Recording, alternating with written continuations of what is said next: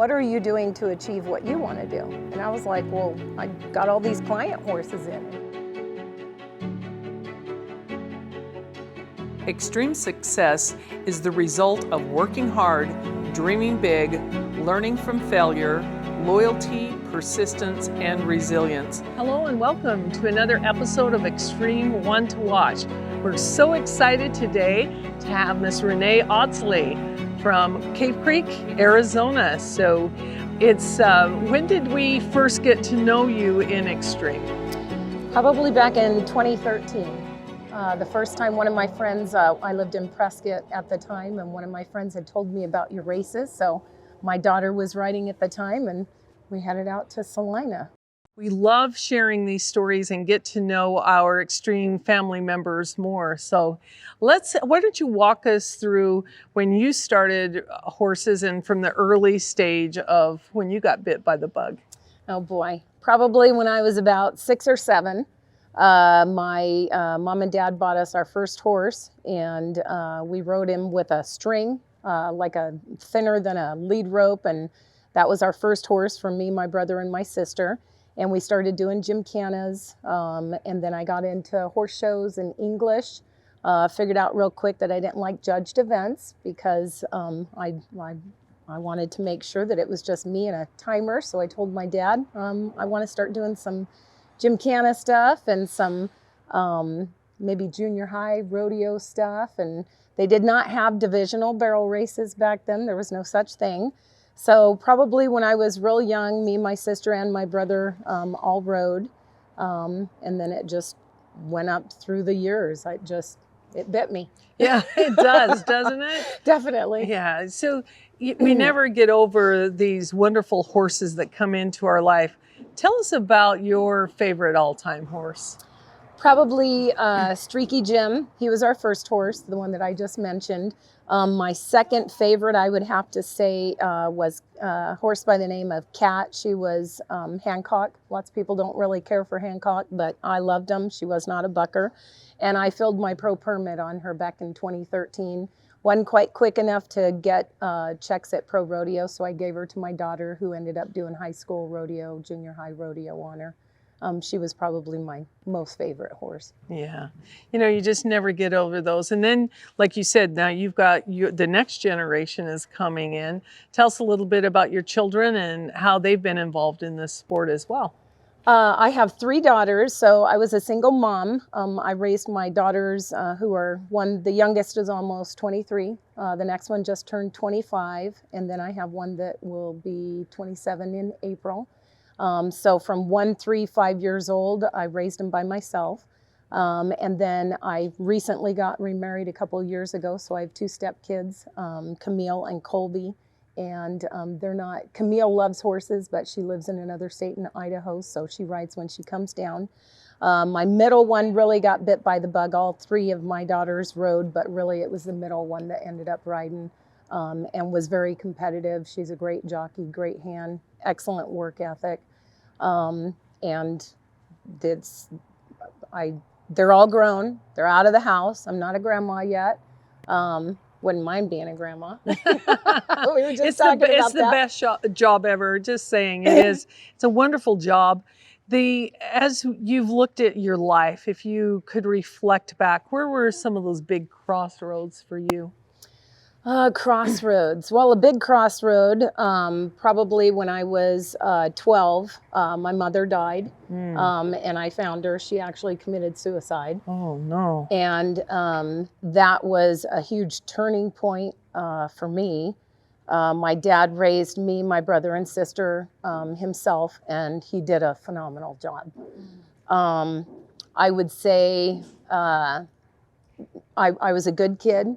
Still have never done a drug in my life, and you already know that I was a police officer for 30 years. That's amazing. Thank you for your service, by the way. Thank you. My pleasure. So I bought lots of drugs, legally, of course, but I've never tried drugs. I went through a stage, being 12 when my mom died. I started drinking when I was probably about 14, 15, and it wasn't excessive, but you go and hang out with your friends, and I I kind of transferred that negative stuff that I was doing into my horses. So I would say, sorry, I would say that the horses are what got me through it. Yeah. Well, I can't even imagine. That's such a traumatic thing, especially 12-year-olds are struggling so much to find their identity and to have to overcome such a tragedy. And to have a father that good to step in and to try to help. So what did you get from those bad experiences? What turned your character into who you are today from all of that?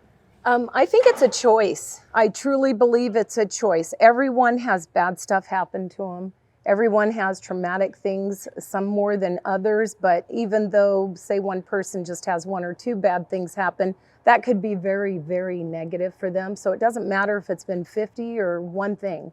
I think it's a choice, and you have to make a choice that you're not going to go down the wrong road. And the way that my father raised us, he raised us, we were raised on a small farm, had really good work ethic, and he instilled honesty, integrity, morals, be kind, be nice to other people. So I would say that it was probably because of my dad. He was very involved with us kids. He was actually a police officer too. He was in charge of our bomb squad for the Arizona State Police, so a little cuckoo. I'm just teasing. But he would get home from work. He was on SWAT, very busy, but as soon as he got home, we'd have the horses tied at the trailer and we'd be looking at our clock like, come on, Dad, we got a rodeo to go to, let's go. So he was your inspiration into getting into the police force. Yes. And you've had a nice long career in that, which I'm sure was challenging. And what are the things that how you became stronger because of being a police officer? You kind of have to become stronger. The first fatality that I investigated was a 3-year-old little girl. And I remember sitting in my patrol car waiting to go to the hospital to do notification of next of kin, and I bawled. Still affects me. But you have to be strong for the people that you're dealing with. Unfortunately, 30 years of law enforcement make you really strong. And I probably don't seem real strong right now, but it's because of my husband that I married. He's very kind, just a nice, kind soul. And I think being a cop for 30 years and all the things that I've experienced and seen, he kind of brought some emotion back to me because I wasn't like that. I was really desensitized. Yeah, very desensitized. And some people, I know most people probably know that I'm matter of fact, but most people don't know that I have a sensitive side to me. Well, and I think it's very paradoxical because you have to be. Would you recommend the police academy to any young women? Would you think that it's a good place to go? You know, I would. 2 of my daughters, the middle and the younger one, both wanted to be police officers at some point. And as a mother, of course, I don't want my kids to see the things that I've seen and deal with it. And I would worry, but I ultimately would be very proud of them. They've since gone different directions. But I don't have to worry about it now. Yeah, but I would not change my decision at all. I have just a yearning to help people, and that's why I chose law enforcement, to help people through difficult situations and try and get the bad guys off the road so people can learn enjoy normal lives.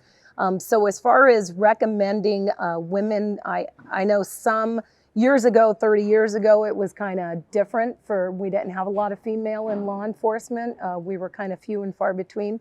There's a lot more now. I can't say no, I wouldn't recommend it. This day and age, things have changed quite a bit. Society's really different than it was. And it's pretty scary out there, especially over the last several years. But I mean, I don't regret one decision, becoming a police officer. Well, and Renee, I know you have this real instinct to help people, and I saw that here this weekend with a young girl losing her horse and you stepping in, and you were right there to help. And those are so hard. You know, these horses, we never know when it's going to be their last run, and just how has that affected not only you in this trip, and I just want to commend you for helping out and being such a good sport in all of that. Okay, so you are going to make me cry, aren't you?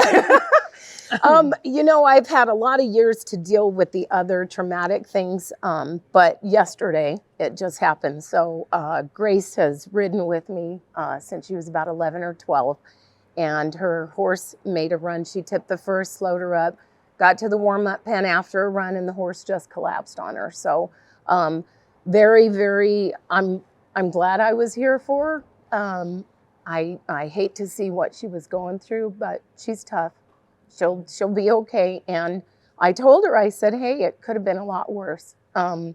Your horse took care of you and waited, because that could have happened in a different situation. And as callous as it may sound, you can replace horses, you can't replace humans. Yeah. So.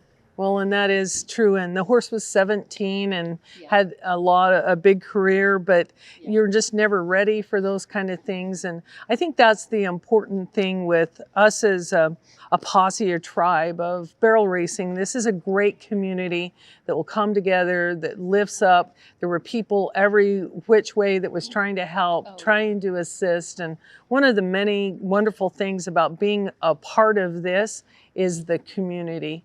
And I thank you again for being such a trooper and helping out so much. And you bet. And I have to take advantage of this opportunity for everyone that was there that helped us. We really appreciate it. I don't even remember everyone that was there, but thank you.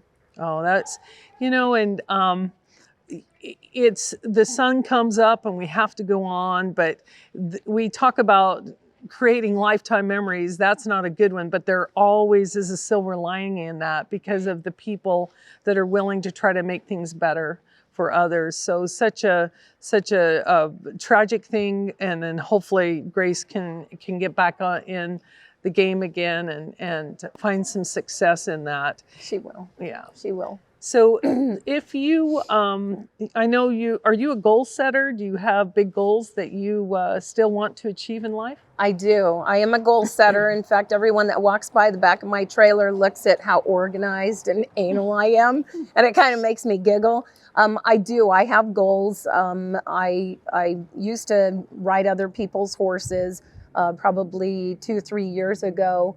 A friend of mine, Cody Denton, actually, her and I were visiting one evening, and she's like, what are you doing to achieve what you want to do? And I was like, well, I got all these client horses in. And she's like, yeah, but what are you doing to achieve what you want to do?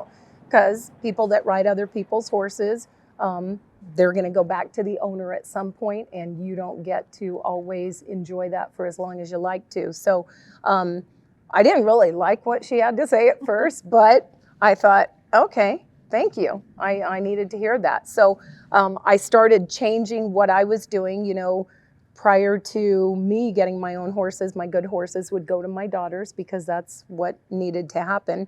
So I started changing what I was doing, and I figured out, okay, I need to buy nicer horses, ones that are a little bit more athletic, have better conformation, ones that can be competitive at events like the events that you guys put on, pro rodeos. That's my heartfelt goal that I've always wanted to do, of course, since I was a little girl, is do rodeos. And I kind of did things a little bit backwards compared to other people. All the girls that I used to ride with when I was younger kind of went down the rodeo trail back then. And I decided, no, I want to have a career and make sure that I have a pension and go and serve the public. So I was a police officer for 30 years, and I started barrel racing. In fact, when I started back barrel racing, they called them divisional barrel races. And I was like, what's a 4D? What? How do you figure that out? I didn't understand it. And I had taken my daughter, she was about 10 or 11 at the time, so that's when we started going and competing. So I guess I just needed to take Cody's words and change what I was doing. So that's when I bought 2 horses from a good friend of mine in Oklahoma, Christy Wager. One is out of her breeding program. The mare that I rode yesterday that I tipped on is by Streak into Fame out of a Dash for Perks mare. Christy's a very good friend of mine. I actually bought that horse that I filled my permit from her back in 2013, and we just happened to meet on our way back from Missouri. So anyway, long story short, that's the younger horse that I have. She's got a little bit of history to her. She had a baby. We didn't know she was having a baby, but they totally took care of things. So she's been out. She's 7 now, and I'm really excited about her. Christy did a phenomenal job starting her on the pattern, and I talk to Christy all the time. I send her videos. You have to have people in your corner, people that you can bounce stuff off of to help you. And I've always told people when they've ever purchased a horse that I train myself, call me. Don't be too proud to try and figure it out yourself. I truly believe that you should always call the person that trained the horse, because they're going to know the most about the horse. And yeah, take other people's advice, but I always go back to that person. Unfortunately, Christy's a very good friend of mine. And then I had a gelding that I also bought. I had traveled out to Oklahoma, and I said, hey, bring me a trailer full of ranch horses, because I always like to have a project. And I just recently sold him. He actually got me 2 or 3 qualifications to the million. He was more 3D to 5D, depending on who showed up. But it was guaranteed I was going to get a check. But that's not going to work on the rodeo trail that I'm headed down. So I just sold him to a gal, and she loves him. I think they're going to be a really good team.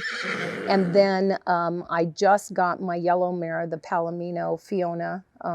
Everyone laughs when I say her name, but she's absolutely gorgeous. But the first time I heard her talk, she sounded like an ogre from Shrek. So I called her Fiona. I was like, oh, you're so pretty, but you don't sound so pretty. You sound kind of ugly. So that's the newest one to the herd. I just have the 2 mares now, and I got her through Kim Thomas. Kim Thomas is a dear friend of mine. I really respect her training and her work ethic and her knowledge.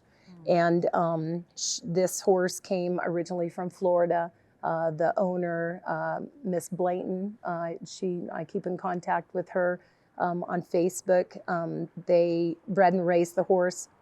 They had, I think, a couple daughters, and she was a little bit hot for them, but they had her pretty much her whole life. So I think she's 10 now, 10 or 11.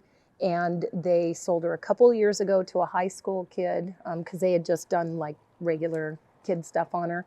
And she did 1 year of high school rodeo out in Florida, and then the gal just got out of there. Well, it sounds like you've got a great future that's ahead of you, and all the fun horses that come into play. And we wish you nothing but the success that you deserve, and we are so grateful for your patronage of the Extreme Barrel Races. And you know, I loved learning about how you have overcome and your strength. I hope you guys have enjoyed our story as well with Rene Audsley. You can see all of our podcasts on any of our major platforms, as well as our YouTube channel. Thank you, and happy trails.